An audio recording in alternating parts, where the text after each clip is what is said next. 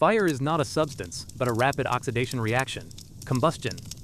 When fuel molecules reach their ignition temperature, they react with oxygen, breaking old bonds and forming stronger ones in carbon dioxide and water. The products are in a lower energy state, and the excess energy is released mainly as heat, and a small fraction as light. That heat drives more reactions, and in certain conditions, produces temporary species called radicals, like excited CH and excited C2. These exist for microseconds in excited electronic states. When they drop back to their ground state, they emit photons at specific wavelengths. Excited CH around 430 nanometers, blue, excited C2 around 470 to 520 nanometers, blue-green. This is why clean-burning flames, like from a gas stove, appear blue. In less efficient combustion, incomplete oxidation leaves tiny solid carbon particles, soot. Heated to over 1000 degrees Celsius, these particles glow via incandescence, emitting a continuous spectrum that peaks in the yellow-orange range. This is why candle flames are golden.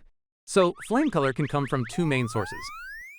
Incandescence, temperature-dependent glow from hot solids like soot. Spectral emission, color from specific atoms or molecules determined by their energy level transitions. For example, sodium, yellow at approximately 589 nanometers. Potassium, violet at approximately 404 nanometers, and red-violet at approximately 766 nanometers. Copper, green at approximately 510 nanometers. In essence, fire is chemistry and physics intertwined, a self-sustaining exothermic reaction whose heat not only drives chemical change, but also paints the flame with light, from the continuous glow of soot to the precise spectral colors of excited molecules.